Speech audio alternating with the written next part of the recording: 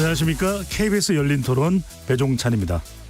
세대 간 갈등이 어디서 나오냐면은 돈으로 나오는 거예요. 돈이 넉넉하면은 효도하지 마라 해도 자녀들이 자기 부모인데 더 효도를 할 것이요. 최근에 있었던 교통비 지원 관련한 이슈도 세대 갈등의 예라 볼 수 있고 정치적인 부분에서도 세대에 따라 좀 나눠지는 부분이 있는 것 같아요. 사람보다는 이제 AI 기반의 어떤 기계가 일하는 시대가 되기 때문에 그런 데서 오는 생각의 차이에 의한 어떤 견해의 차이 이런 것도 되게 많아질 것 같거든요. 경제적인 문제가 가장 큰 것 같아요. 노인들 재취업할 수 있는 그런 거라도 쉽게 접근할 수 있으면 좋죠. 우리나라는 모든 복지라든가 우리가 마음대로 저녁에도 걸을 수 있는 치안도 잘 돼 있지 않습니까? 세대 갈등 우리는 구세대야. 그러니까 우리는 저 신세대를 가서 이래고 쫓아가는 거야 그냥. 복지 같은 걸 이제 누릴 수 있는 부분에 있어서 이제 젊은 층은 이제 점점 더 세금을 많이 내면서 이제 노인들을 부양해야 되는데 그런 문제들이 있을 것 같아요. 거리에서 만난 시민들의 목소리 어떻게 들으셨는지요? 정부 통계에 따르면 지난해 우리나라 70대 이상 인구가 20대 인구를 처음으로 앞섰다고 합니다. 65세 이상의 고령 인구는 전체 인구의 약 19%로 나타나 2025년에는 초고령 사회에 진입할 것으로 전망되고 있습니다. 아이 울음소리는 줄고 사회는 늙어가고 있다는 것일 텐데요. 하지만 65세 이상 인구의 상대적 빈곤율은 2021년 기준 OECD 회원국 중 두 번째로 높은 수준으로 나타났습니다. 고령 사회에 노인들이 가난하다. 전반적으로 국민들의 만족도가 떨어진다는 이야기가 될 텐데요.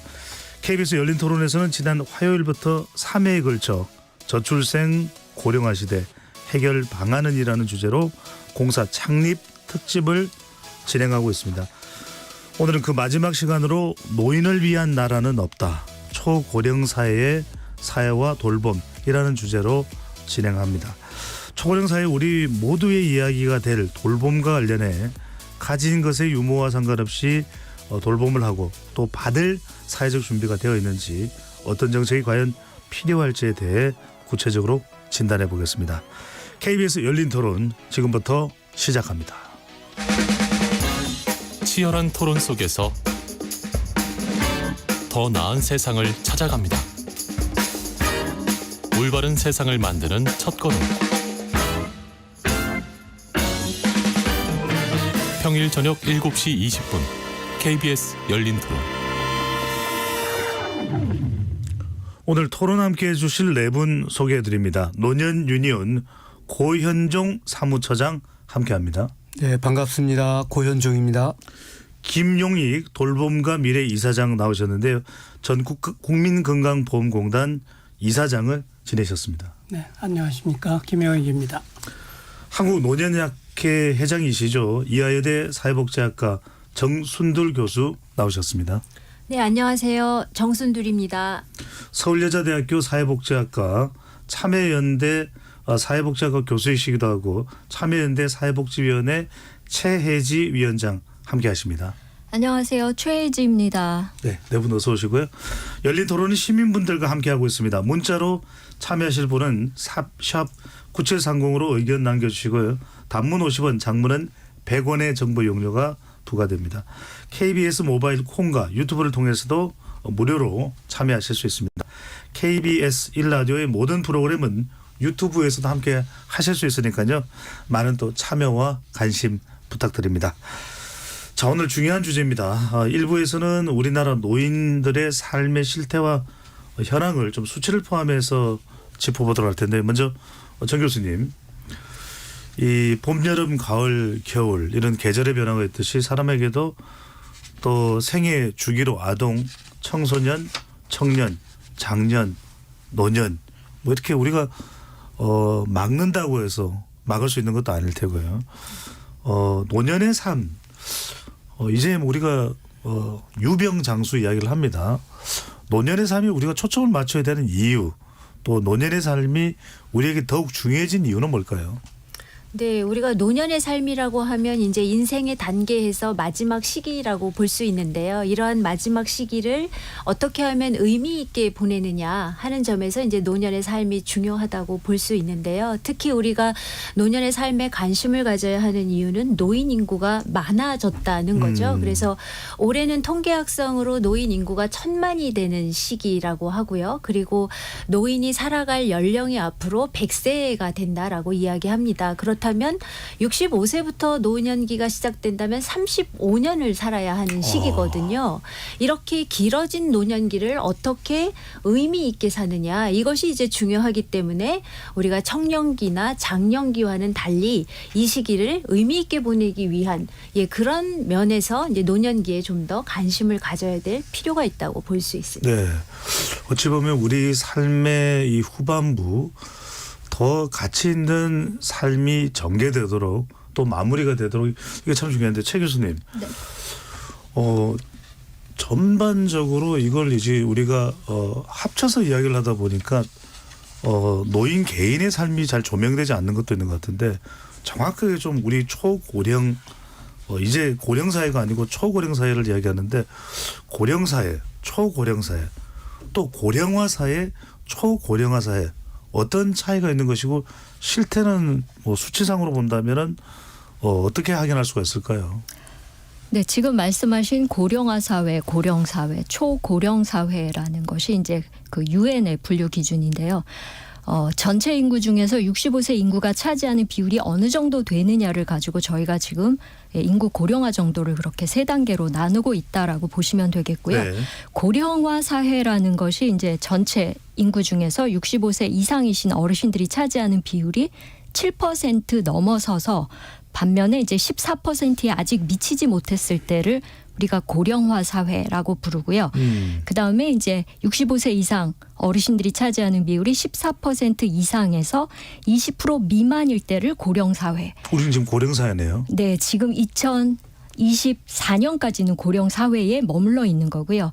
이제 그 어르신들의 비율이 20%를 넘어가면서부터를 초고령 사회다라고 구분을 하는데 초고령화라는 건 없고 그냥 네, 초고령 사회가 되는 겁니까? 초고령 사회라는 이름으로 부릅니다. 그런데 이제 저희가 드디어 65세 이상인 어르신들이 20%를 넘어서는 그 시점이 2025년 내년으로 지금 추계가 되고 있는 상황이다라고 보시면 되겠고요. 이런 이제 고령화 정도에서 저희가 주목하는 거는 고령 사회에서 초고령 사회로 되는 데 그 일종의 속도라고 볼 수가 있는데 네. 일반적으로 이제 영국 같은 경우에는 고령 사회에서 초고령 사회로 넘어가는데 50년의 시간이 걸렸고요.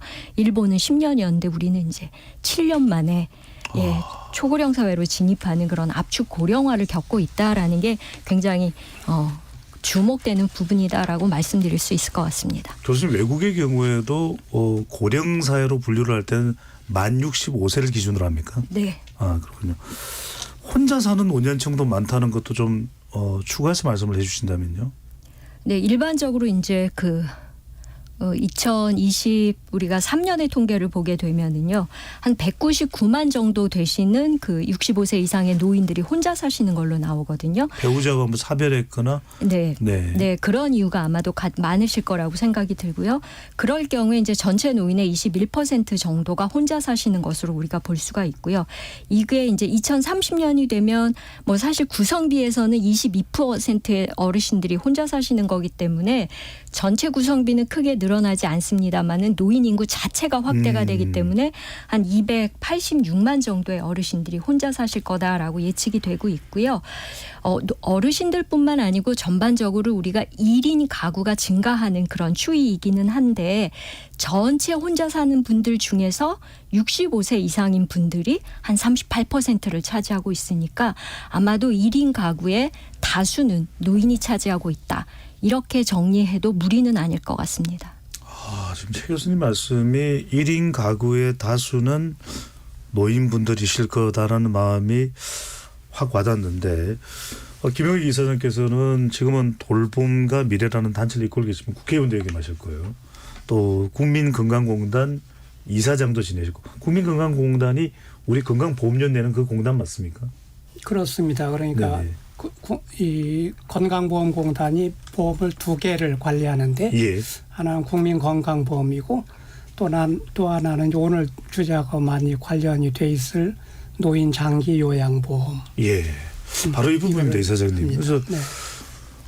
나이가 드시면 우리가 이제 참 이게 우리로서는 잘 이렇게 익숙하지는 않습니다. 왜냐하면은 예전에는 부모님들 또 나이가 많이 드시면 이렇게 우리가 돌봐드려야 된다고 생각하지만 이제는 실제로 또 만 65세를 제가 아까 최 교수님께 여쭤봤던 건 여전히 또 건강하신 분도 꽤 되거든요. 그래서 이 아이들을 이야기할 때는 우리가 뭐 태어나자마자 4, 5세까지 돌봄 또 이제 초등학교 돌봄 이런 거 이야기하는데 이 노인과 관련해서 고령자들과 관련해서 돌봄은 어떤 개념이고 어떻게 우리가 접근을 해야 될까요?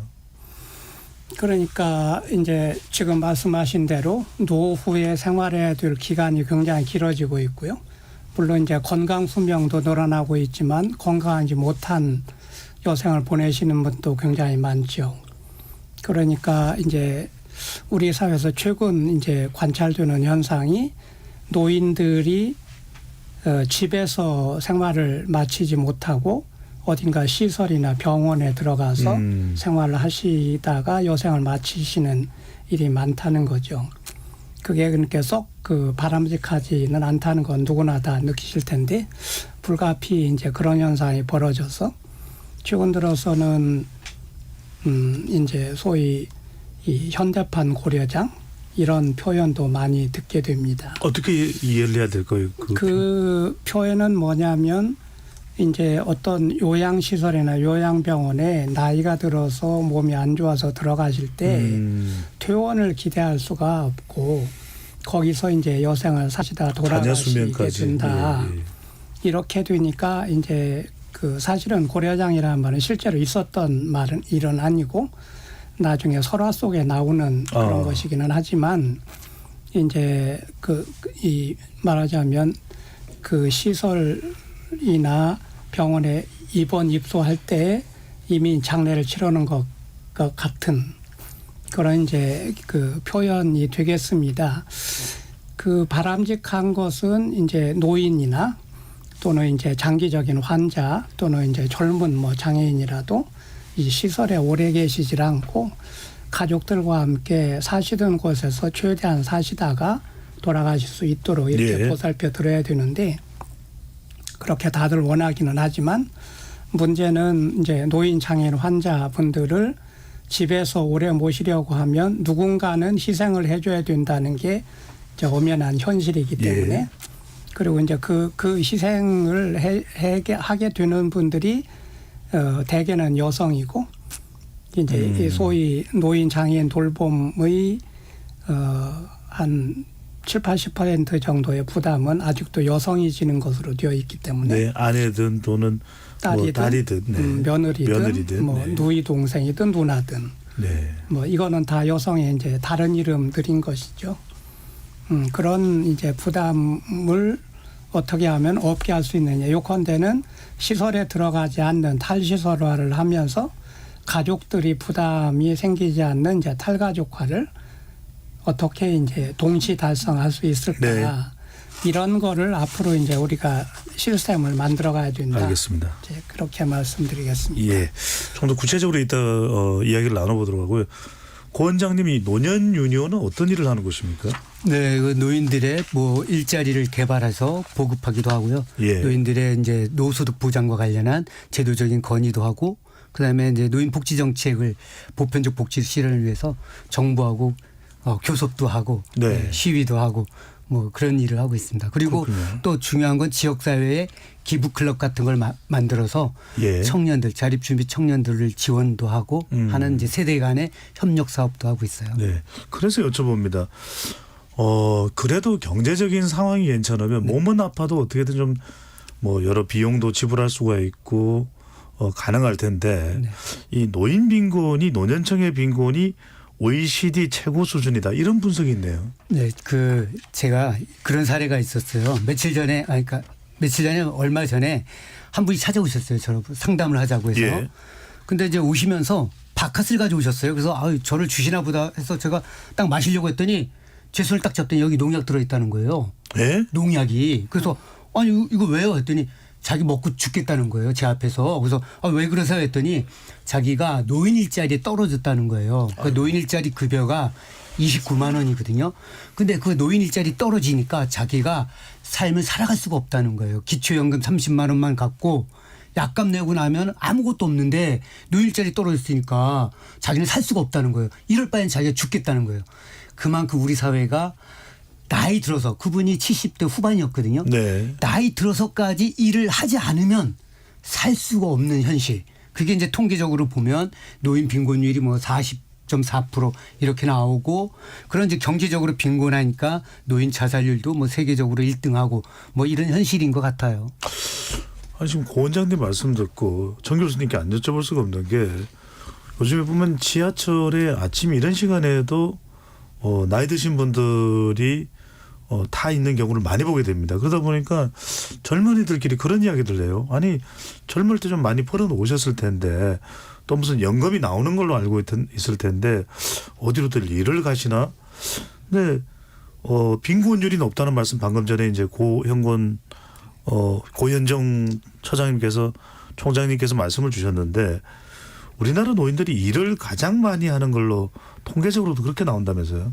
네, 실제로 이제 통계청에서 발표한 통계를 보면 이제 2022년의 고령자 통계를 볼 수 있는데요. 거기에서 우리나라 65세 이상 노인의 고용률을 보면 실제로 이제 21년 기준으로 34.1%라고 이야기하고 있습니다. 근데 이 수치는 실제로 이제 OECD 평균이 14.7%인데 그것과 비교해 보면 2배 이상이 된다라고 하는 거고 OECD 회원국 중에 이제 가장 높은 수치라고 하는 거거든요. 근데 이러한 수치는 계속 유지되고 있다라고 하는 데서 이제 문제가 좀 있다고 볼 수 있습니다. 네. 그리고 또 하나 우리가 생각을 해 볼 때 사실 이제 노인이 돼서 계속 일을 할 수 있다. 이거 굉장히 좋아 보이잖아요. 계속 일할 수 있는 어떤 기회가 있지 않을까. 뭐 이런 겉으로만 생각을 보면 그렇네요. 네, 할 수 있습니다. 그런데 문제는 고현정 우리 차장님께서 말씀하신 것처럼 일을 하고 싶지 않은데도 일할 수밖에 없는 노인들이 많이 존재한다라고 하는 것이 문제이고요.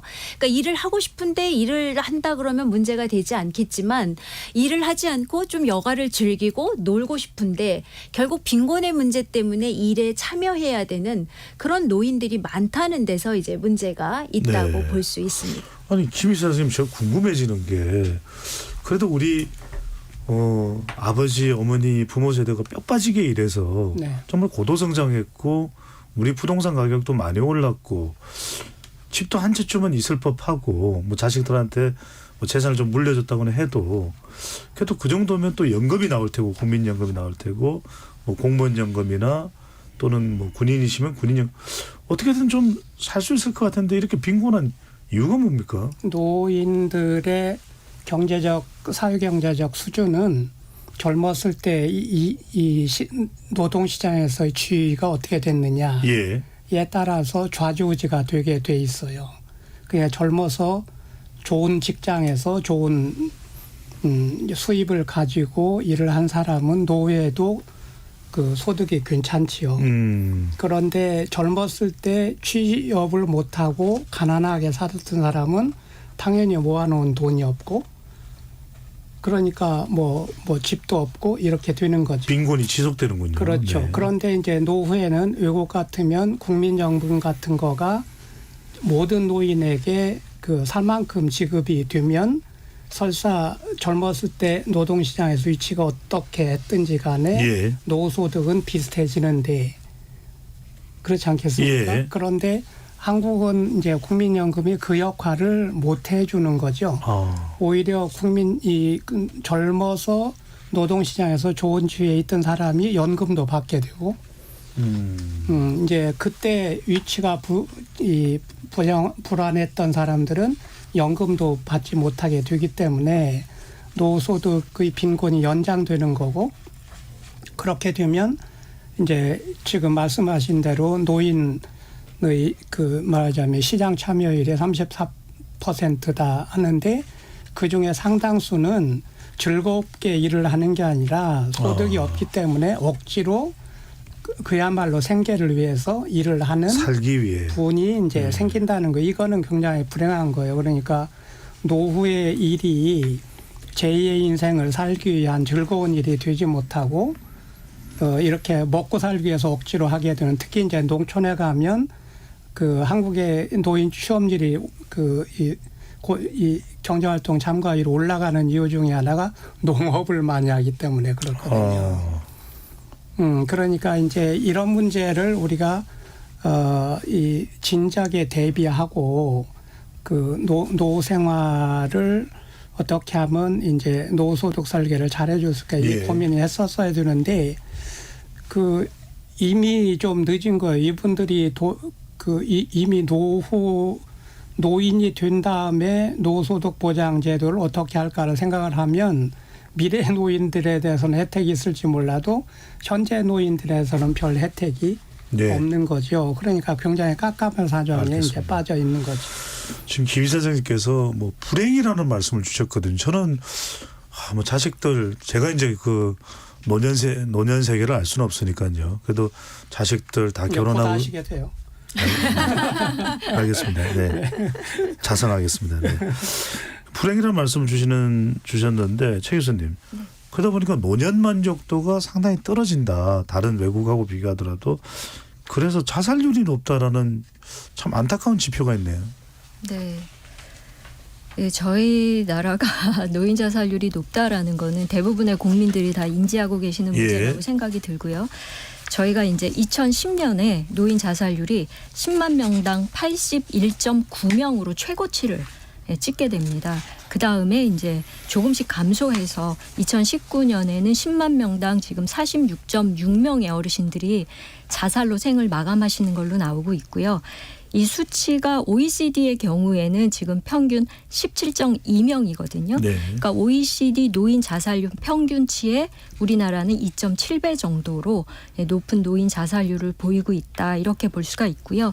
이렇게 자살률이 높은 그 원인 중에 그 몇 가지를 꼽아보면 네. 이제 그러니까 자살을 선택하게 되는 어르신들이 그 자살을 고민하는 가장 큰 이유가 이제 건강이고 그 다음에 이제 경제적 어려움 이런 순으로 이제 나오게 되는데요. 거의 큰 차이가 없습니다. 비율로 보면요. 네, 비율로 보면 이제 두 개 다 이제 한 23.7% 정도 나오는데 이제 우리가 그 노인 자살률이 1차적으로 급증하는 시기가 있고 그다음에 2차적으로 급증하는 시기가 있었는데 1차 급증 시기는 카드 대란하고 맞물려 있었던 시기예요. 2003년에 카드 대란이 있었고 그다음에 2005년에 노인 자살률이 80명대로 굉장히 급격히 증가하는 걸 볼 수 네. 있고 그다음에 2008년에 이제 글로벌 금융 위기가 있었고 그다음에 한 2년 뒤인 2010년에 또 굉장히 높은 가장 높은 다분히 경제적 이유라고 봐야 되겠네요. 그러니까 경제적 이유가 굉장히 중요한 원인 중에 하나다라고 볼 수가 있고요. 더불어서 지금 전반적으로 사회적인 어떤 관계성이라든지 연결고리가 취약해지는 이런 사회적 분위기도 어르신들의 자살률을 높이는 굉장히 중요한 요인이다라고 짚어볼 수가 있겠습니다. 고현종 총장님께 안 여쭤볼 수가 없습니다. 아까 사무실로 바커스인데 농약이 들어간 바커스였다. 깜짝 화들짝 놀랐는데 경제적으로 어렵고 건강도 썩 좋지 않고 극단적인 생각을 할 정도 절대 해서는 안 됩니다만 그런 생각을 할 정도로 이렇게 노년이 가난하다 또는 불행하다 좀 주변에 손을 내밀 수도 있을 것 같은데 자녀들한테도 물론 뭐 자녀들이 야박할 수도 있겠지만 그래도 좀 뭐 같은 어떤 공동체에 호소를 한다든지 그렇죠. 그런 이런저런 수단을 좀 활용하지 못하고 이렇게 계속 불행이 지속되는 큰 이유는 뭡니까? 일단은 그 지금 뭐 이제 노년이 불행하다 이렇게 이야기하시는데 제가 이제 현장에서 어르신들 만나보면 불행하긴 불행해요. 근데 옛날보단 좋다고 그래요. 왜냐하면 기초연금 30만 원 나오지 노인 일자리도 조금씩 늘어나지 그다음에 이제 국민연금도 이제 받는 사람들이 늘어나고 있으니까 야 우리나라도 이제 좋은 나라로 가고 있다. 근데 아직까지는 연금이 이제 충분치 않으니까 이제 불행한 건데 어르신들이 사실은 우리 그 MC께서 말씀하신 것처럼 이웃 지역의 공동체한테 어려움을 호소하고 지원을 받을 수 있거든요. 근데 문제는 뭐냐면 어르신들이 있잖아요. 자기 주변의 친구들한테 자기 자식한테 도움을 안 받으면서 자기 자식 자랑을 너무 많이 해요. 많이 하고 나니까 진짜 어려울 때 얘기를 못해 도움을 못 청하는 거예요. 근데 자식 자랑을 너무 많이 해놨으니까. 예, 그게 이제 사실은 우리 그 노년 세대 부모님들의 마음이거든요. 네. 자식한테 자기가 돌봄을 받지 않아도 사람들 앞에서는 자식이 나한테 뭐 너무 많은 것들을 해준다 이렇게 자랑하고 있기 때문에 이런 좀 웃지 못할 우픈 현실이 좀 있고요. 근데 기본적인 거는 이제 우리나라 연금 제도가 너무 늦게 도입돼서 연금 받는 사람들이 별로 없어서 그런 건데요.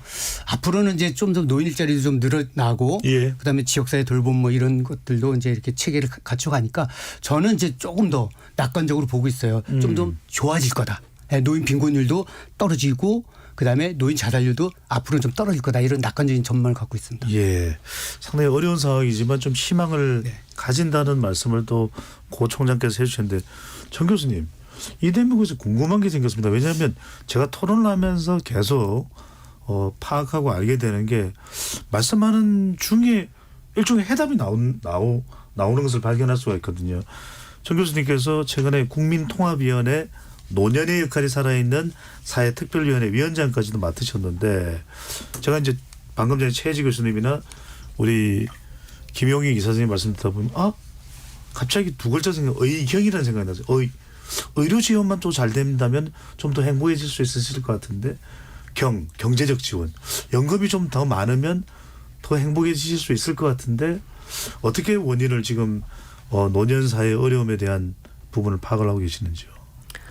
근데 저희 노년의 역할이 살아있는 그 특위위원회에서는 사실은 이제 노인의 어떤 빈곤이나 어떤 돌봄의 문제보다는 노인이 역할이 없는 게 문제가 있다. 여기에 초점을 맞췄습니다. 실제로 노년이 되면 사회로부터 이제 은퇴라는 제도를 통해서 벗어나야지 되는 거잖아요. 본인이 원하지 않아도 이제 자기가 일하던 중요한 그 메인 일자리에서 나가야지 되는 거거든요. 그래서 이제 그렇게 생각한다면 정말 그들에게 어떤 역할이 아까 앞에서도 제가 말씀드렸지만 35년이라는 긴 노년기를 지내기 위해서는 정말 필요한 역할이 있어야 되는데 우리 사회에는 이제 그러한 역할의 기회를 주지 않는 게 문제라고 저희는 생각을 했고요. 그래서 그런 역할을 주기 위해서 그러면 무엇이 돼야지 될까라는 것을 이제 저희는 생각하면서 좀 더 이제 제2의 인생을 위해서 배우고 건강하게 일할 수 있는 그런 사회 구조를 만들면 좋겠다. 여기에서 이제 건강 앞에서 말씀하신 의료하고 연결이 되겠죠. 그래서 저희는 일단 돌봄을 필요로 하는 노인보다는 좀 더 이제 건강할 수 있는 노인, 좀 예방적인 측면에서 이제 더 건강하신 노인들이 또 제2의 인생을 위해서 좀 더 배울 수 있는 사회의 구조 이런 것들이 마련이 돼야 되겠다. 보통 우리가 대학을 졸업하면 더 이상 공부한다는 생각을 안 하잖아요. 그런데 대학을 졸업하고도 또 공부를 해서 자기가 했던 일을 계속할 수도 있지만 또 다른 일을 할 수 있는 거거든요. 그래서 그런 기회를 사회가 좀 어떻게 만들어 줄 수 있을 것인가 여기에 초점을 가지고 저희는 논의를 했었습니다. 교수님 좀 추가적으로 여쭤보면 우리보다 앞서서 이런 고령사회로 접어든 국가들이 있을 겁니다. 미국도 그럴 수 있고 또 유럽 쪽도 그럴 수도 있고 일본 이런 경우에는 은퇴하고 난 이후에 이런 노인들의 방금 전에 역할들을 또 지속시키기 위해서 어떤 대책들이 강구되었었나요? 네. 그래서 실제로 이제 미국 같은 나라에서는 은퇴 연령을 철폐했습니다. 그래서 끝까지 일할 수 있는 그런 사회를 이미 만들었고요. 일본 같은 경우에도 평생 현역 사회라는 말을 쓰면서 이제 은퇴하지 않고 일을 해야 된다. 물론 이 부분에 대해서는 이제 다른 토론의 여지도 있기는 하지만 상충되는 부분이 있긴 할 수 있습니다. 그렇지만 일할 수 있는 기회를 만들어 준다라고 하는 차원에서 쓰인 거라고 볼 수 있고요. 그래서 선진국에서는 이제 그런 제도를 열어주었다라고 하는 것에 주목할 수 있고요. 우리 사회도 그렇게 기회를 열어주기 위한 것들이 무엇이 있을까에 대한 고민을 많이 하고 있는 것이 현실입니다. 네. 자, 이제 뭐 의료는 우리가 또 좀 전문 영역인데 사실 이거 외에 이제 노년 삶을 위한 사회 보장은 아까 이사장님 말씀하신 대로 좀 더 연금이나 이런 경제적인 지원이 충족했으면 조금 더 추가됐으면 하는 부분인데 기초연금, 노인연금도 있지만 뭐 이걸로는 부족할 것 같다. 또 아까 국민연금은 좀 골고루 보편적인 지원이 잘 안 된다는 말씀을 주셨는데 그럼 어떤 또 방안이 있을까요? 우리가 고민해 볼 영역은 또 어떤 부분이 될 수 있을까요, 이사장님? 죄송합니다. 됐습니다. 정 교수님 지금 말씀하신 거에도 저도 적극적으로 찬성하는데 이게 이제 노후에 문제가 생기는 이제 한 3가지 정도의 요인이 건강 문제이고요. 그다음에 하나 이제 경제적인 문제, 그다음에 고독한 문제이거든요. 예. 그런데 지금 말씀하신 대로 고용, 좋은 의미에서 고용, 아까 억지로 하는 돈 때문에 하는 그런 일이 아니라 좋은 의미에서 이제 노인들이 기회를 가지고 사회 참여도 하고 자기 실현을 할 수 있는 고용을 한다면 이 건강 문제 또는 소득 문제 그리고 고독하는 문제 이런 것들도 동시에 풀리게 되거든요. 그런데 그런 시스템이 되려면 그냥 노인을 많이 고용합시다 뭐 이게 아니라 노인들을 일을 시킬 수 있는 여러 가지 종류의 사회적 장치가 좀 변화해야 되거든요. 예. 예를 들어 노인들은 하루 종일 일하기가 어렵지 않습니까? 그러면 자기 건강 상태에 따라서 한나절만 일을 하겠다든지 하루 건너 일을 하겠다든지 그런 옵션을 좀 줘야지 되거든요. 네, 특성에 맞는 맞춤형 근로시간. 그 대신 이제 임금은 시간당 임금은 차별이 일어나지 않도록 노인들의 능력에 따라서 시간당 임금은 이제 소위 생산 능력에 맞춘 그런 임금을 준다면 고용주도 그렇고 돈을 받는 사람도 그렇고 이제 행복하게 합당하다 이런 이제 어그리먼트 문제 합의가 생길 수도 있는 거죠. 고용 문제는 굉장히 중요한데 고용이 제대로 되려면 우선 대전제가 건강해야 된다는 거고 두 번째는 평생학습을 통해서 능력이 저하가 되지 않아야 된다는 거거든요. 그러니까 지금 이제 의료 문제가 치료 중심의 의료가 아니라 평생 건강 관리를 해줄 수 있는 예방과 건강관리 중심의 이제 의료 체계로 좀 재구성이 되어서 이 건강 수준을 노후가 되어도 이제 유지할 수 있는 시스템. 예. 두 번째는 시간이 지나면 이제 누구나 다 능력 저하가 일어나는데 그러면 이제 예서 중년 정도의 학교를 한번 다시 다닐 수 있을 정도로 좀 강력한 평생 교육이 저는 들어갈 필요가 있다. 왜냐하면 한국이 지금 고령 사회가 초고령 사회로 지금 간다는 건데 이 말은 노인의 비중이 굉장히 커진다는 거고 그러면 한국이 살아남냐 못 살아남냐 하는 거는 이 소위 고령자 중에서 특히나 전기 고령자 65세부터 75세 정도의 예. 전기 고령자가 얼마나 건강하고 이 능력을 유지하면서 살 수 있느냐. 그래서 그 사람들이 이제 정규적인 노동자로서 일을 할 수 있느냐에 달려 있는 거거든요. 저출산 상황에서 경제활동 인구의 역할을 하느냐 그 부분이 중요할 수도 있겠네요. 이 생산 가능 인구가 줄어드니까 저출산 생산 가능 인구의 축소 그다음에 노인 인구의 증가 이게 이제 21세기의 특징 아니겠습니까? 네. 그러면 전기 고령자들은 이제 능력을 어든지 유지해서 이제 생산 활동을 할 수 있게끔 우리가 시스템을 짜줘야 된다. 이게 이제 한국이 살아남는 굉장히 중요한 길이고 노인들이 행복할 수도 있는 길이다. 저는 이제 그렇게 생각을 하는 거죠. 알겠습니다. 그런데 이사장님 말에 잠깐만 한마디만 네. 더 보태면 그러니까 지금 어쨌든 생산 가능 인구가 줄고 있으니까 생산 가능 인구를 넓히려면 노인 인구를 활용할 수밖에 없거든요. 그러려면 전제 조건이 뭐냐면 지금 나이로 노동시장에서 강제로 퇴직시키는 정년 제도를 폐지해야 되죠. 그게 먼저 전제 조건이 돼야 실제 60 넘어서도 능력이 있으면 노동시장에서 일을 할 수 있는 거죠. 지금은 능력이 있어도 건강해도 60만 되면 강제로 밀어내니까 노동시장이 있을 수가 없는 거잖아요. 한번 밀려나면 그분들은 다 다른 자기가 원래 했던 전문성을 갖고 있던 일이 아닌 단순 청소, 경비 이런 일자리로 내몰리기 때문에 국가적으로도 손실인 거죠. 최 교수님 한번 좀 여쭤보면 지금 이제 아까 최혜지 교수님도 미국에 사는 말씀하셨고 또 이사장님은 맞춤형 또 일을 할 수 있는 체계를 말씀하셨고 또 고현종 총장님은 그 정년 폐지를 말씀하셨는데 우리 사회에서 이게 상충하는 게 그러면 젊은 세대들이 취업도 잘 안 되는데 아버지 어머니 세대가 저렇게 오랫동안 일하면 우리는 어떡하냐. 이 부분이 상당히 또 사회적 논란도 되거든요. 이 부분 상충하는 부분은 어떻게 해결하고 조정할 수 있을까요? 특히 지금 뭐 고용 부분을 놓고 이제 노인들이 일하고자 하시는 것이 이제 젊은 사람들이 어떤 일할 기회를 낮추거나 또는 일할 기회를 빼앗아가는 것이 아니냐라는 그런 우려를 말씀하시는 것 같은데 네. 뭐 연구에 따라서 굉장히 갈등적인 결과들을 내놓고는 있습니다만 일반적으로 어르신들이 참여하실 수 있는 노동시장하고 젊은 세대들이 진입하는 노동시장 간에 그닥 중복성이 많지 않다는 게 예, 전반적인 이야기예요. 오히려 감정적인 게 더 크다고 볼 수 네. 있겠군요. 그래서 일의 종류가 다르다. 네. 네. 그래서 이제 어떤 경우에는 오히려 이런 것들이 그닥 생산적이지 않은 오히려 사회적으로 보면 굉장히 소모가 많이 되는 세대 갈등론의 어떤 담론들로 예, 묶여서 제시되는 경우들이 많은데 네.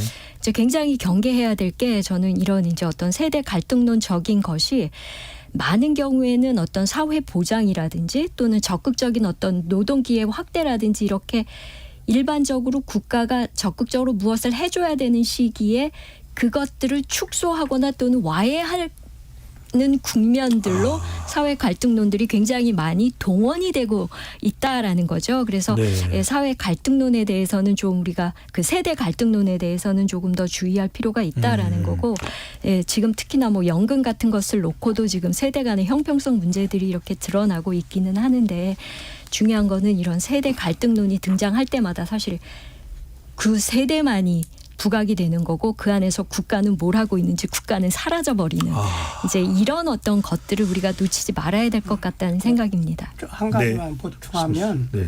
이제 일본의 이제 선례가 이제 한국의 베이비붐이라고 세대라고 하는 사람 이르면 단가이 세대라고 하는데 예. 이 전후에 이제 폭발적으로 많이 태어났던 아이들인데 그 사람들이 한국과 똑같이 생산 가능이가 줄어드니까 단가이 세대가 소환됐어요. 그 사회가 그분들이 더 일을 하기를 바라는 거예요. 왜냐하면 노동자가 없기 때문에. 그래서 저는 뭐 우리 다 그 예측을 하고 있는데 조만간 이 베이비붐 세대는 다시 나와서 일을 해라. 또는 이제 그 지금의 50대, 40대들은 조금 있으면 그 사회적 필요에서 정년 철폐해 줄 테니 네. 오래 일하세요. 이렇게 되는 시절이 이제 얼마 수도 지 있다. 않아서 있다. 예. 근데 이 대목에서 정 교수님 궁금한 건 그렇다 하더라도 노인의 경제적 빈곤은 해결되지 않는 것이거든요. 근데 우리가 뭐 차상위 또 최상위 빈곤 체계라더라도 기초연금을 떠나서 뭐 국민연금도 다 받는 금액들이 다르고 하다 보니까 기초연금을 보편적 지원을 할 것이 아니라 차등 지원해야 된다. 그래서 이제 정말 어려운 사람들에게는 더 많이 지급을 하고 또 좀 상황이 괜찮은 사람들에게는 좀 적게 지원해야 된다. 이 주장에 대해서는 어떻게 판단하십니까?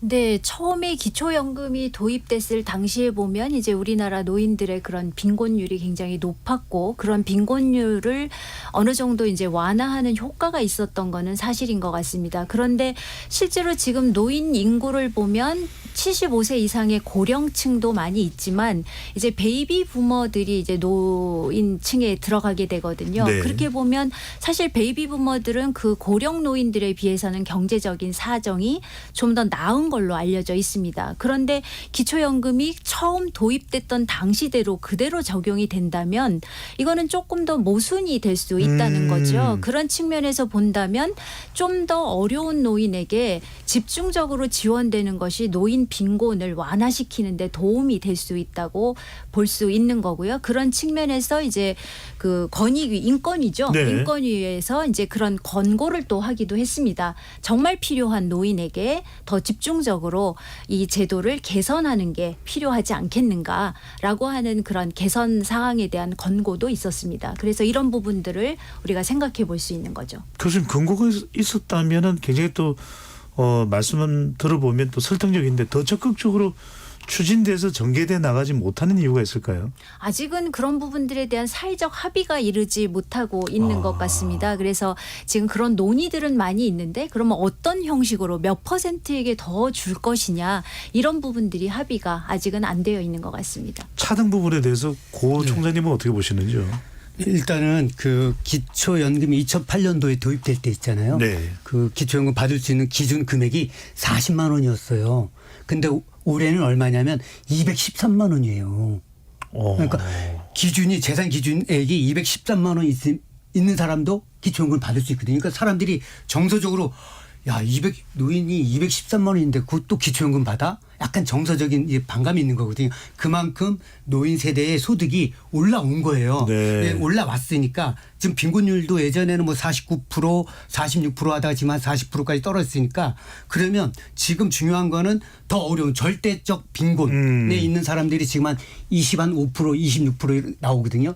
그분들에게 조금 더 두텁게 지원을 해서 이 금액을 늘리는 게 낫지 않겠느냐 이거 하나 있고요. 예. 또 하나는 우리나라에서 가장 어려운 사람들이 기초생활 수급자거든요. 그런데 그분들은 기초연금을 받아도 그 다음 달에 또 빼가요. 그러니까 받으나 마나요.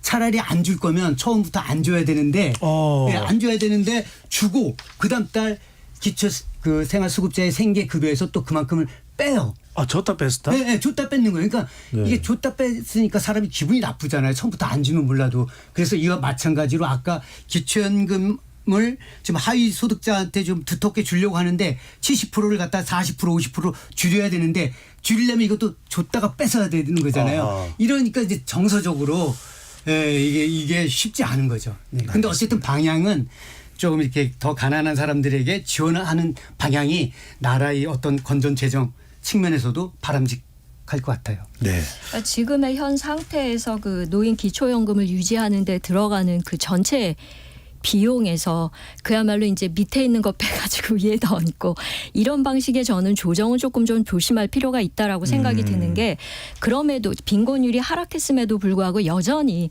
40% 이상의 상대적 빈곤율을 보이고 있다라는 거고요. 그다음에 또 하나 중요한 거는 지금 어쨌든 그 기준 그러니까 기초연금을 받을 수 있는 기준액이 되는 것이 200만 원이 넘어섰다라는 게 지금 정부가 제시하는 예. 우리가 기초연금을 어떻게 보면 받는 인구 자체를 좀 조정해야 되지 않겠냐라는 굉장히 중요한 근거로 제시하는데 사실은 이게 지금 소득 자체가 내가 200 얼마가 있다라는 게 아니에요. 이거 어르신들의 재산 기준 같은 거를 계산하실 때 어르신들이 갖고 있는 집이 얼마면 그거를 월소득 얼마로 이렇게 환산하거나 전환하는 과정이 있습니다. 예.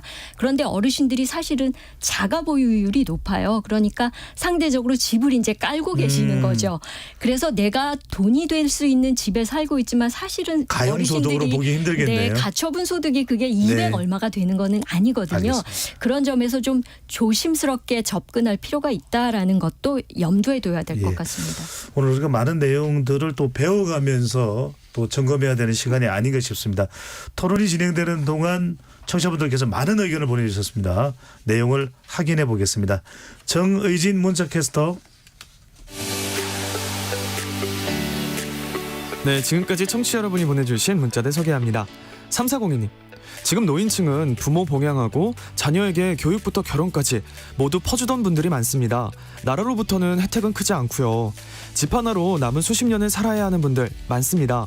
오래 사는 게 축복이면서 두렵습니다. 4509님.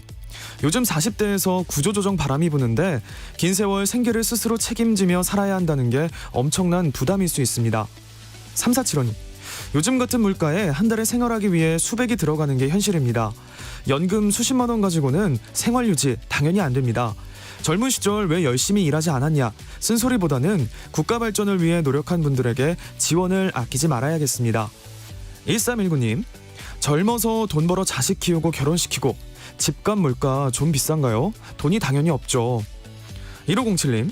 노인의 권리 보장에 대해 개인의 책임만 부과하지 말고 국가의 적극적인 노력이 필요합니다. 0672님. 76세 한 가정의 가장입니다. 내가 언제 고령의 나이에 섰는지 아직은 노인이란 소리를 듣지 않고 있는 것만 하여도 기분이 좋고 다행이라 생각됩니다 해주셨고요. 유만식님. 독거노인분들 외롭고 경제적으로 자녀들이 안 오는 것이 고통이겠죠. 크림빵을 먹으면님. 간병 부담이 정말 큽니다. 이걸 개인이 모두 해결해야 하는 게 큰 고통입니다. 돌봄과 간병이 사회 속으로 들어와야 할 것으로 보입니다 라고 보내주셨네요. 네, KBS 열린 토론. 이 시간은 영상으로도 생중계하고 있습니다. 유튜브에 들어가셔서 KBS 일라디오 또는 KBS 열린 토론을 검색하시면 지금 바로 토론하는 모습 보실 수 있습니다. 방송을 듣고 계신 여러분이 시민 노객입니다. 계속해서 청취자 여러분들의 날카로운 시선과 의견 보내주세요. 지금까지 문자캐스터 정희진이었습니다.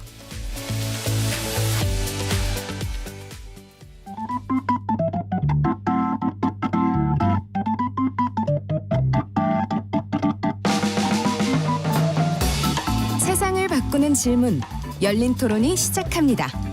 KBS 열린 토론은 언제나 열려 있습니다.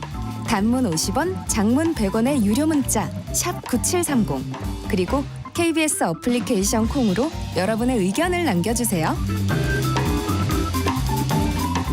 KBS 열린 토론 공사 창립 특집으로 저출생 고령화 시대 해결 방안은이라는 주제로 3회에 걸쳐 진행하고 있습니다.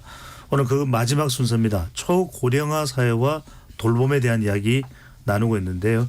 스튜디오에 노년유니온 고현종 사무총장, 김용익 돌봄과 미래 이사장, 이하여대 사회복지학과 정순둘 교수, 참여연대 사회복지위원회 그리고 서울여대 교수시죠. 사회복지학과의 최지 교수 네 분과 함께하고 있습니다.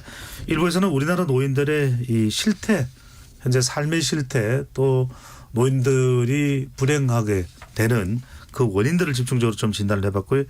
2부에서는 그렇다면 초고령 사회에 우리 모두가 이야기하게 될 돌봄, 간병 이 부분에 대해서 구체적으로 이야기 나눠보겠습니다.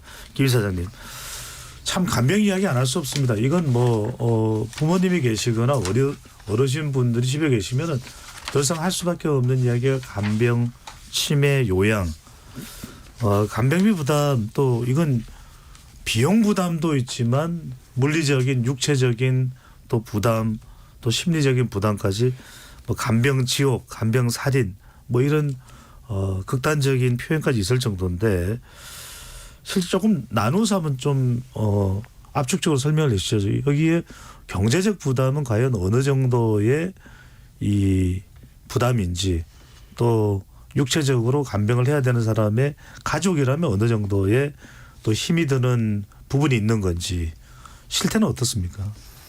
예, 이제 최근 들어서는 이제 간병비 부담이라는 거는 이제 시장에서 이 소위 간병인들의 시장 가격이 얼마나 되느냐, 임금이 얼마나 되느냐에 따라 달려 있기 때문에 최근 들어서 나오는 보도들은 한 월 400만 원 정도를 얘기를 하는 경우가 많은 것 같아요. 잠깐만, 이제 한 명을 간병하는데 월 400만 원요? 400만 원. 하루에 한 12만 원에서 15만 원 이 정도 잡으면 되죠. 네. 그런데 이제 그 정도면 사실 굉장히 힘들죠. 그 한 달에 400만 원 부담하고도 괜찮다는 가게가 얼마나 있겠어요, 대한민국에.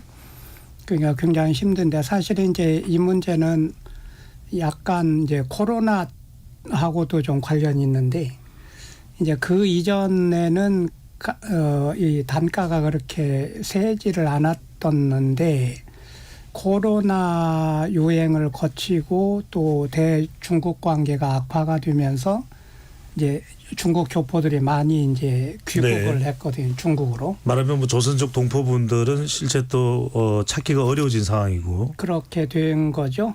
그러니까 이제 이 말하자면 그 단가가 굉장히 올라간 거예요.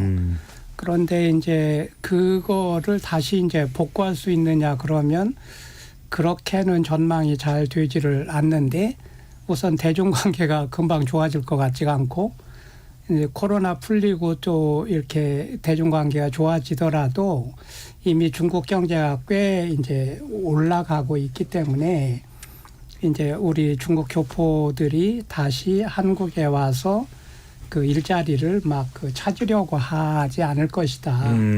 이런 전망이 있어서 앞으로 이제 이 소위 조선족에 의존하는 이 간병 체계는 더 이상은 아마 지속이 되지 않을 것 같다. 그러면 이제 대안을 어떻게 할 것이냐 하는 여러 가지 이제 고민이 지금 이제 본격적으로 시작이 되고 있는 상황이다, 이렇게 볼 수가 있겠습니다. 아니, 최 교수님, 그럼 어떻게 됩니까? 400만 원, 저 깜짝 놀랐는데, 물론 지금 요양원에 계시는 분들 또 이제 이제 요양원 간병이니까요. 간병인에 의한 매일매일 간병이 아니고 실제로 그래도 평균적으로 어디 요양원에 계시든 또는 부모나 또는 배우자를 위한 요양비가 대체로 어느 정도 들어가는 것이고 또 아까 우리가 이야기할 때 결국은 여성이 그걸 감당하는 거 아니냐. 김 이사장님 말씀이 이름만 다를 뿐 여동생이고 아내이고 딸이고 할 뿐 여성이다. 이런 것도 상당히 또 심각한 문제가 될 것 같습니다. 네, 지금 우리 김 이사장님께서 말씀을 해주셨는데 국가 전체로 보면 사적 간병비가 연간 한 11조 정도 들어간다. 그러니까 그걸 이제 민간에서 감당을 하고 있는 거죠. 가족들이 그렇게 말씀드릴 수가 있겠고요. 그래서 일반적으로 이제 그런 어떤 간병의 상황에 놓인 가족들은 간병 파산. 간병비 때문에 파산하는 지경에 이르게 될 수 있다라는 거고 그걸 이제 어쩔 수 없이 간병인을 고용해서 메꿀 수가 없으니까 이제 네. 가족 중에 일원들이 이제 간병을 담당하게 되시는 경우들이 많은데 말씀하신 대로 가족 중에서 누가 그러면 간병을 담당하느냐 사실 가족 안에서도 사실은 그 일종의 권력의 질서라는 게 있습니다. 그런데 주로 간병에 개입하게 되시는 분들이 어찌 보면 가장 힘이 없는 분들이 주로 이제 간병에 노출이 되세요. 예를 들면 남성이나 여성 중에선 여성이고요. 주로 비혼. 예, 그런 분들이 이제 간병에 많이 가담을 하게 되시고요. 그래서 주로 배우자라든지 또는 딸에 의해서 이제 간병이 이루어지게 됩니다. 그런데 이런 간병이 만만치가 않거든요. 네. 그래서 보시면은 약한 한 78% 정도 되시는 가족 간병인들의 경우에는 심리적으로 완전히 소진이 됐다. 예, 또한 67% 정도 되시는 분들은 이제 그야말로 육체적으로 또 힘들다 또는 뭐 50% 이상이 되시는 분들은 굉장히 내가 비인간화가 돼서 이제 돌봐드리는 어르신들한테 굉장히 내가 냉담해지는 사람이 되는 이런 것들을 이제 경험할 수가 있고요. 뭐 특히나 치매 어르신을 돌보는 그런 가족 간병인의 경우에는 한 40% 이상이 우울증을 실질적으로 경험하시는 것들로 그렇게 네. 예, 나타나고 있습니다. 알겠습니다. 고 총장님 안 여쭤볼 수가 없습니다. 고 차장님 얼마나 심각한 겁니까? 네. 저희가 한 사례를 찾아봤는데 지난 1월에 대구에서 치매를 앓던 80대 아버지를 돌보던 50대 아들이 동반으로 숨진 채 발견된 안타까운 사건이 있었습니다. 이 장기 요양 보험이라든지 지원을 전혀 받지 못했다고 하는데 실제 무슨 지원을 찾아보면 받을 수나 있는 건지. 그게 이제 네. 제가 현장에서 지금 이제 제가 치매 어르신을 제가 지금 돌보고 있거든요. 네, 그래서 요양원에도 입소시키기도 하고 그러는데 일단 하나 좀 이렇게 팩트를 좀 이렇게 정리할 필요가 있어요. 그러니까 요양원은 간병비가 급여화돼 있어요. 인건비로 다 쳐서 괜찮아요. 근데 요양병원은 간병비를 따로 지불해야 돼요. 네, 요양병원. 그다음에 일반 병원 있잖아요. 병원도 간호간병이 있고 이런 데는 이제 간호사들이 간병을 하지만 그런 굉장히 소수예요. 나머지는 대부분 또 간병인을 구해서 이제 써야 되는 거예요. 그러니까 지금 우리가 얘기하고 있는 거는 아마 요양 그 병원이나 일반 병원에 입원하거나 이랬을 때 이 간병인을 구하고 그게 뭐 300만 원, 400만 원 이제 들어가는 이제 이런 거라고 보고요. 근데 지금 이 간병 문제는 제가 보니까 아까도 얘기했지만 가족 중에 누군가가 독박 간병 이게 가장 무섭거든요. 네. 네. 누군가가 독박을 쓰게 되면 이게 처음에는 현장의 표현이 나오신 거죠. 독박이라는 말씀. 독박이 혼자 독박을 쓰니까. 왜냐면 가족 중에 번갈아 가면서 해야 되는데 나 돈을 줄게 그냥 네가 해. 너 좀 놀잖아. 막 이런 식의 이제 이야기가 돼요. 좋은 상황이 아니네요. 네, 독박이. 그래서 이제 그렇게 처음에는 좋은 뜻으로 이렇게 혼자 그래서 내가 부모님 모실게 하면서 하다가도 이게 7년이 지나가잖아요. 네. 그럼 인간의 한계에 이제 딱 봉착하는 거예요. 그리고 하루에 8시간 돌봄을 이제 하게 되면 그때는 어떻게 되냐면 내가 돌보는 나의 부모일 수도 있고 나의 자식일 수도 있는데 죽이고 같이 죽을까라고 하는 사리가 네. 이렇게 올라온다는 거예요. 그럴 수도 통계적으로. 있다라는 말씀입니다. 네. 간병살인 이제 사건들이 있었거든요. 그걸 2017년도부터 해서 22년도까지 42건이 일어났는데 그 42건을 분석한 결과 사람들이 그런 충동을 느꼈다는 거예요. 느끼고 근데 이제 결론은 그 간병살인을 해도 문제는 그 법에서는 집행유예 그 판결 받은 게 한 36%가 돼요.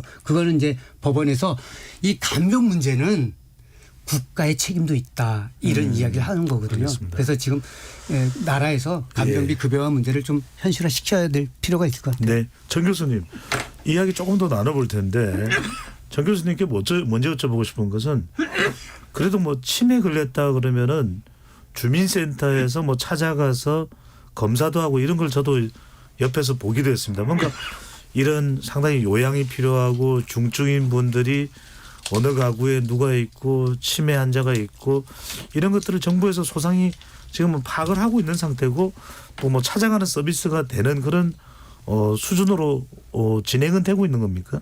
네, 실제로 이제 찾아가는 보건복지 서비스라는 시스템을 통해서 이제 지역에 있는 동복지센터, 우리가 이제 주민센터를 활용해서 이제 이러한 그 실제로 밝혀지지 않은 분들, 지역사회에 이제 숨어 있는 이런 그 도움을 원하는데 이제 도움을 받지 못하고 계시는 그런 분들을 이제 찾아내는 그런 시스템이 있다고 보시면 되고요. 그리고 이와 더불어서 이제 시스템을 통한 어떤 발굴 시스템이 있거든요. 이건 뭐냐 하면은 실제로 이제 수도라든가 전기라든가 가스라든가 뭐 이런 부분들을 이제 사용을 하는지 안 하는지 이거를 통해서 이제 이분들이 도움을 필요로 하는데 그런 것들을 사용하지 않아서 문제가 된다던가 또는 이제 채무가 계속 이제 있다라든가 전기세를 안 내서 네. 이제 이런 분들에 대한 이제 44종의 그런 그 데이터 시스템을 가지고 실제로 이제 문제가 있는 분들을 또 찾아가는 그런 시스템 발굴이 있습니다. 그래서 이제 그것과 관련해서 이제 스마트 복지 안전 공동체다 이런 이름으로 해서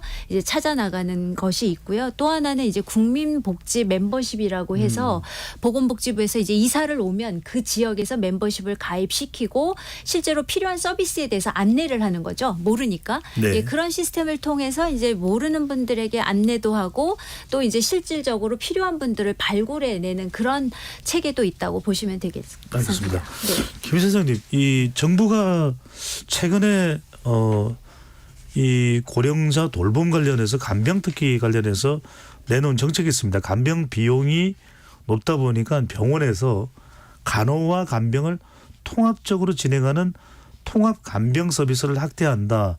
요양원에 간병비를 지원해 주겠다. 이걸 지난해 말에 발표했는데 이게 구체적으로 어떤 내용? 상당히 그러면 지금에 겪고 있는 문제의 해결책이 되는 겁니까? 뭐 실마리는 된다고 봐야죠.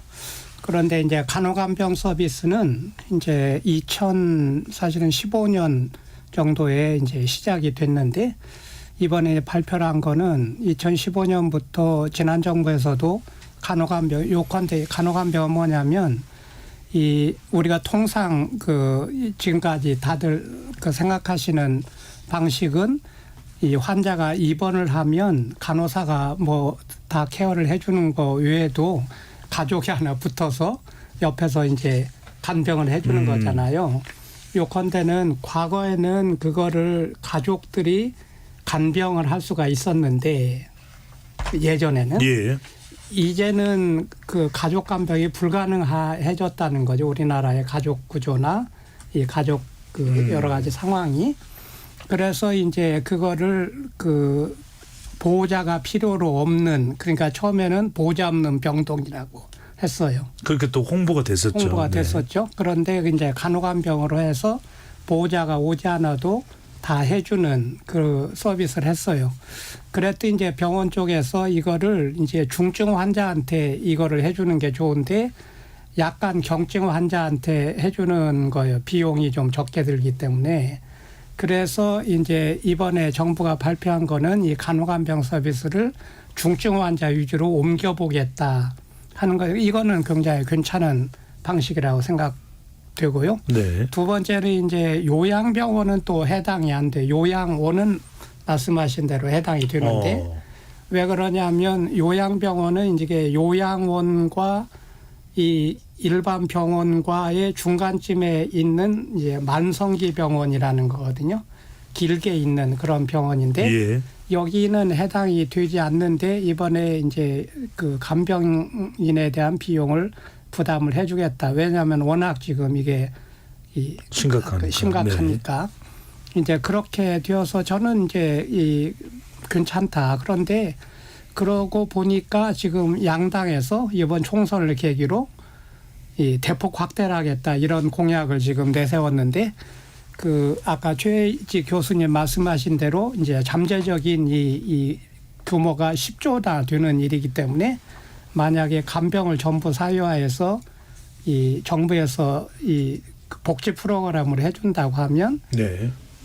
이론적으로 10조 정도 돈이 필요하다 이렇게 되는 거기 때문에 그러면은 이제 이거는 좀 심각한 고민을 앞으로 이제 해야 되는 그런 과제가 되겠습니다. 예산이 상당히 늘어난다는 그렇죠. 점이고. 네.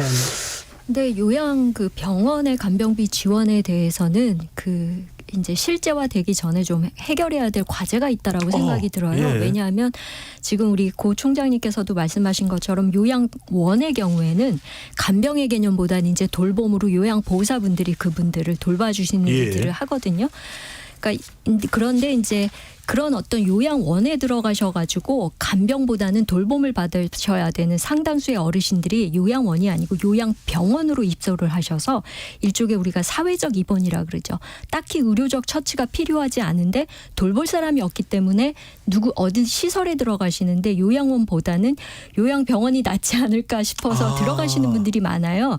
이런 분들에게 이제 이런 분들의 경우에는 사실은 요양병원에서 간병비라는 사회적 재원을 소비하시기보다는 요양원으로 입소하셔서 요양보호사님의 돌봄을 받으시는 게 지금 제도적 설계로는 그렇게 되어지는데 네. 예, 그런 어떤 요양병원과 요양원의 기능상의 명확한 그 구분, 예, 그런 것들이 실제화된 다음에 요양병원의 간병비 지급이 이루어져야지만이 사실은 우리가 또 건강보험 재정이라든지 간병비로 인한 추가적인 사회적 부담 자체를 좀 낮출 수 있지 않을까라는 생각입니다. 경험해보지 않은 것을 또 일종의 보호자 차원에서 접근을 해야 되기 때문에 잘 모를 수 있는 부분, 이 부분도 정확히 알 필요가 있을 것 같은데 아까 이제 외국 사례도 말씀하셨지만 정 교수님께는 이 부분도 여쭤봐야 될 것 같아요. 요양원의 성격, 사실은 상당히 이제 연세가 많아지신다 그러면 또 병을 앓고 계시면서 당장 치명적이는 않다 하더라도 더군다나 이제 치매 같은 경우를 겪는 경우에는 집에서 간병하기가 참 힘들어지니까 보통 요양원으로 많이 이렇게 모시게 되는데 그러면 참 그 요양원이 뭐 비용도 가격도 천차만별이지만 위치가 참 집과 가깝지 않은 곳들이 많거든요. 그렇다면 여러 가지 뭐 사회적인 정서적 소통을 할 기회도 줄어들고 일각에서는 이런 이야기를 합니다. 좀 공동체 커뮤니티, 그러니까 자녀나 가족들이 살고 있는 주변에 앞으로 이제 인구가 더 고령 인구가 늘어날 수밖에 없으니까 이런 시설들을 하는 것에 대해서 이런 것을 접근이 정책적으로 가능할지, 실제로 외국에 그런 사례가 있고 가능한 접근입니까? 네, 실제로 우리나라 같은 경우 이제 님비 현상이잖아요. 실제로 이런 요양 시설이라든가 이런 게 이런 게 들어서면 싫어하는데 그러면 외국 같은 경우에 이제 싱가포르 같은데 보니까요 쇼핑센터에다가 요양 시설을 만드는 거예요. 그러면 이제 접근성이 상당히 좋고 지역사회 이제 다니는 사람들이 많잖아요. 그런 측면에서 모든 사람들이 이제 관심을 가질 수 있다라는 측면에서 좀 도입해 볼 만한 시스템이 아닌가 하는 생각이 들고요. 네.